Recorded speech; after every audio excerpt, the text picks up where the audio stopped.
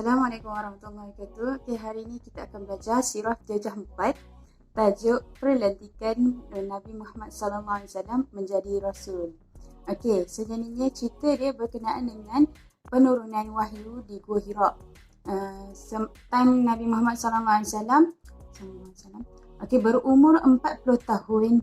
Nabi Muhammad ni gemar berunzlah. Berunzlah ni bukan orang cakap tu lari daripada rumah kan. Maksudnya dia mengasingkan diri. Kenapa? Sebab Nabi Muhammad SAW ingin menjauhkan diri daripada kesesatan kaum jahiliah ketika itu.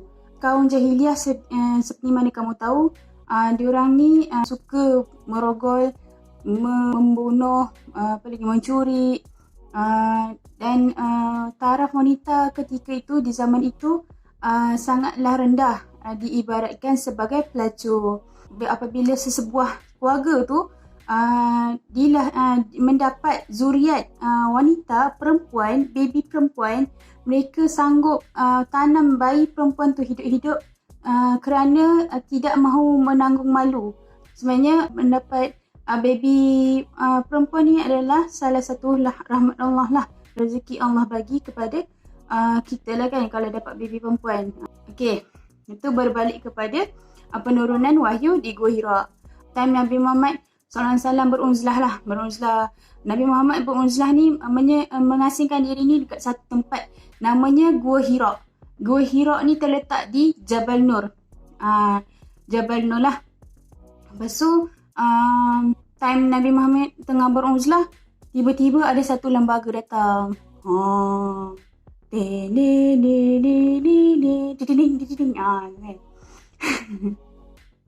Pada malam 17 Ramadan, kira-kira 13 tahun sebelum hijrah, bersamaan 610 Masihi. Satu lembaga datang, dia besar, lepas tu bercahaya makhluknya. Dia datang dekat dengan Nabi Muhammad. Dia bercakap, aku adalah Malaikat Jibril dan engkau adalah utusan Allah. Agak-agaknya Nabi Muhammad buat apa? Tak ada. Nabi Muhammad terkejut besar. Dan Malaikat Jibril berkata kepada Nabi Muhammad, Iqra, bacalah. Bermaksud bacalah.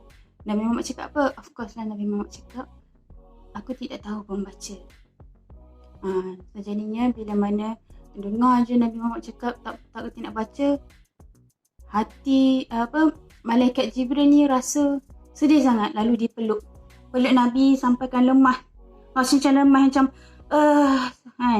macam lemah Nabi Muhammad, tapi lalu dia lepaskan. Lepas tu soalan yang sama juga ditanya sebanyak 3 kali. Iqra, bacalah, aku tak tahu. Sebanyak 3 kali. Yes, correct. So jadinya bila mana dia tak tahu tu, lalu Malaikat Jibril ni mengajar Nabi Muhammad membaca surah yang pertama yang diturunkan di Gua Hira ialah, yes, correct, surah Al-Alaq, ayat 1 hingga 5. Surah apa? Surah Lalang? Tak. Surah Al-Alaq, ayat 1 hingga 5. Okey, pandai. So, jadi selepas itu Nabi Muhammad SAW membaca firman Allah SWT. A'udzu billahi minasyaitonir rajim. Bismillahirrahmanirrahim. Iqra bismi rabbikal ladzi khalaq. Khalaqal insana min 'alaq. Iqra wa rabbukal akram. Alladzi 'allama bil qalam. 'Allama al-insana ma lam ya'lam. Sadaqallahul azim. Maksudnya, bacalah dengan nama Tuhanmu yang Maha menciptakan manusia dari segumpal darah. Macam syarahan kan? Bacalah, dan Tuhanmu lah yang Maha Pemurah, yang mengajarkan manusia dengan perantaraan qalam. Dialah yang mengajar kepada manusia apa yang tidak diketahui. Okey, itu adalah surah Al-Alaq ayat 1 hingga 5. 1 hingga 5. Peristiwa Nabi Muhammad bertemu dengan malaikat Jibril. So jadinya Nabi Muhammad pun, baginda pun pulang ke rumah dengan keadaan apa agak-agaknya? Gembira? Tak, of course lah. Takut dan gementar. Cuba bayangkanlah kalau kita ni kan, kita belum lagi jumpa hantu tapi kita dah dengar bunyi macam kursi tarik tiba-tiba ataupun pintu itu kita dah gabra kan. Itu belum lagi jumpa hantu. Ini Nabi Muhammad bertemu dengan malaikat Jibril. Bukan kaleng-kaleng orang tau. Ni adalah Nabi Muhammad sendiri yang berjumpa. Dia tak ada, bukan sebarang orang berdapat jumpa malaikat Jibril ni. So jadinya of course lah dia takut, baginda takut dan gementar. So jadi bila mana sampai je rumah, baginda menyuruh isterinya Khadijah menyelimutkannya. Terketar-ketar Nabi, takutlah kan. Lepas tu isteri pun menyelimutkan dan cuba menenangkan perasaan Nabi Muhammad SAW. Apabila perasaan baginda dah tenang, kembali tenang, dia ceritalah. Tung tang, pam. Dia cerita di mana dia baginda bertemu dengan malaikat Jibril.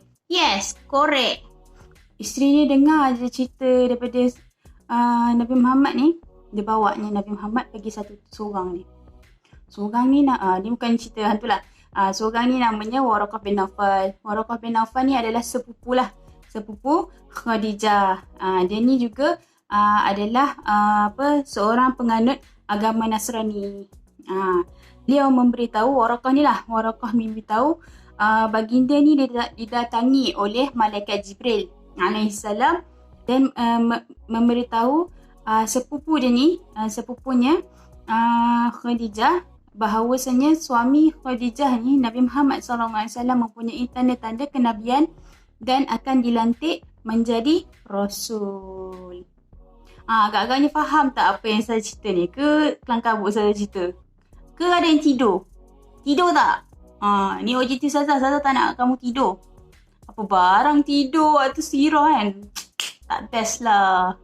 Okey, tak cool lah kan? Okay, itu sahaja pelajaran kita hari ini. Harap-harap kamu faham lah. Sebab kita tak ada bertemu face to face kan. Selalunya Saza akan berjumpa dengan darjah 4 kan.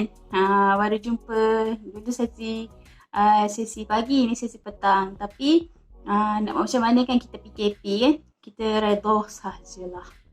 Dan berharap, Saza harap PKP ni dapat berakhirlah, kita boleh bertemu bersua semula, menjalankan PNP macam biasa. Saza rindu kat korang.